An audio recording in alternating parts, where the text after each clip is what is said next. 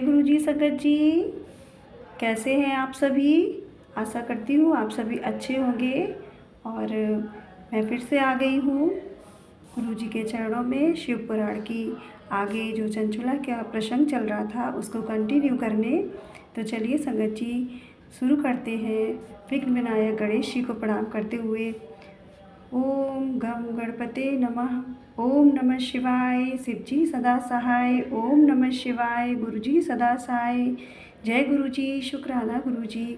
माँ शारदा को प्रणाम करते हुए, माँ पीताम्बरा को प्रणाम करते हुए, माँ आदिशक्ति, माँ पिता पूर्वजों, कुलदेवी माता और हनुमान जी को प्रणाम करते हुए चलिए आरंभ करते हैं आगे की कहानी। जय गुरु जी संगत जी। ब्राह्मण बोले, नारी सौभाग्य की बात है कि भगवान शंकर की कृपा से शिव पुराण की इस वैराग्य युग कथा को सुनकर तुम समय पर चेत गई हो। ब्राह्मण पत्नी तुम डरो मत, भगवान शिव की शरण में जाओ। शिव की कृपा से सारा पाप तत्काल नष्ट हो जाता है। मैं तुमसे भगवान शिव की कीर्ति कथा से युक्त उस परम वस्तु का वर्णन करूँगा जिससे तुम सदा सुख देने वाली उत्तम गति प्राप्त होगी। शिव की उत्तम कथा सुनने से ही तुम्हारी बुद्धि इस पश्चाताप से युक्त एवं शुद्ध हो गई है। साथ ही तुम्हारे मन में विषयों के प्रति वैराग्य हो गया है। पश्चाताप ही पाप करने वाले पापियों के लिए सबसे बड़ा प्रायश्चित है। सत्पुरुषों ने सबके लिए पश्चाताप को ही समस्त पापों का शोधक बताया है। पश्चाताप से पापों की शुद्धि होती है।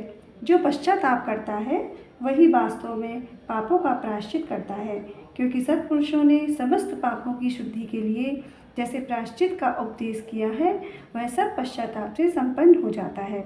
जो पुरुष विधि पूर्वक प्रायश्चित करके निर्भय हो जाता है पर अपने कुकर्म के लिए पश्चाताप नहीं करता, उसे प्रायः उत्तम गति प्राप्त नहीं होती, परंतु जिसे अपने कुकृत्य पर हार्दिक पश्चाताप होता है वह अवश्य उत्तम गति का भागी होता है। इसमें संशय नहीं है।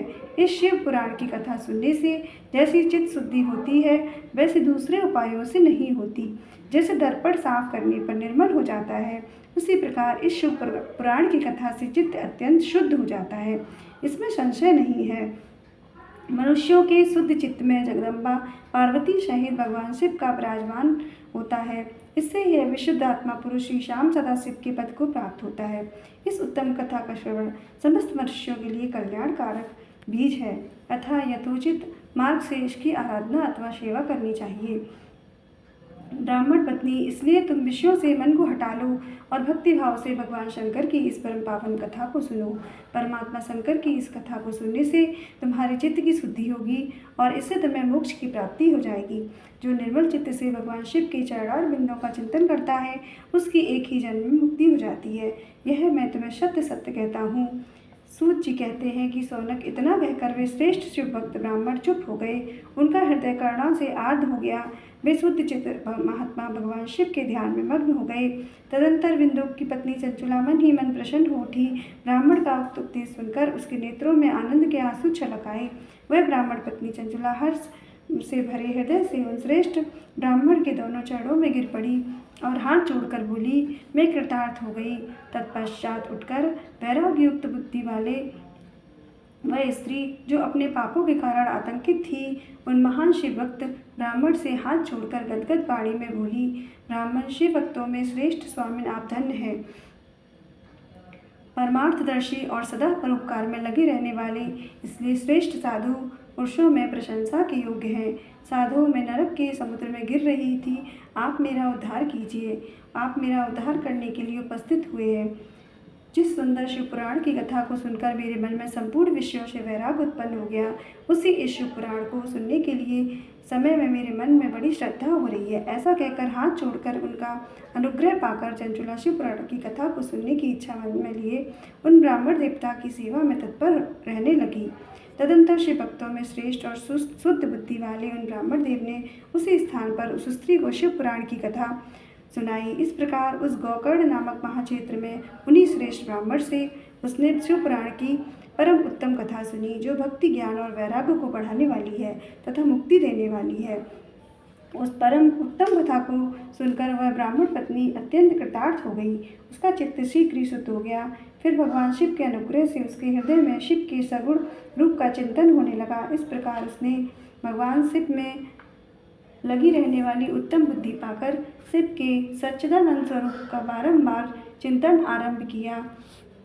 तत्पश्चात समय के पूरे होने पर भक्ति ज्ञान वैराग्य युक्त हुई चंचला ने अपने शरीर को बिना किसी कष्ट के त्याग दिया। इतने में ही त्रिपुर शत्रु भगवान शिव का भेजा हुआ एक दिव्य विमान द्रुत गति से वहां पहुंचा, जो उनके अपने गणों से संयुक्त और भांति भांति के शोभा साधनों से संपन्न था। चंचला उस विमान पर आरूढ़ हुई और भगवान शिव के श्रेष्ठ पार्षदों और तत्काल से पुरी में पहुंचा दी गई।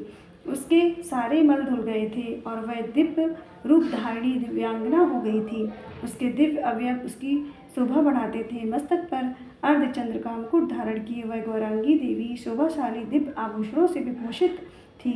शिवपुरी में पहुंचकर उसने सनातन देवता त्रिनेत्रधारी महादेव जी को देखा। सभी मुख्य देवता उनकी सेवा में खड़े थे। गणेश, भृंगी, नंदीश्वर, वीरभद्रेश्वर आदि उनकी सेवा में उत्तम भक्तिभाव से उपस्थित थे। तो देखा संगत जी कि मलिन होने पर भी जैसे चंचला का उद्धार हो गया शिव पुराण से, तो सभी भक्तों के लिए यही उपदेश है हमारे गुरुजी का कि शिव पुराण हमें हर गृहस्थ को पढ़नी चाहिए, सुननी चाहिए। अगर पढ़ने का समय नहीं है तो सुनने मात्र से भी कल्याण हो जाता है। इसलिए गुरुजी ने सदा कहा है कि शिव पुराण से जुड़े रहो। जय गुरुजी। संगत जी यही विराम करती हूँ आज की कथा का। ओम नमः शिवाय। शिव जी सदा सहाय। ओम नमः शिवाय। गुरुजी सदा सहाय। जय गुरुजी। शुक्राना गुरुजी।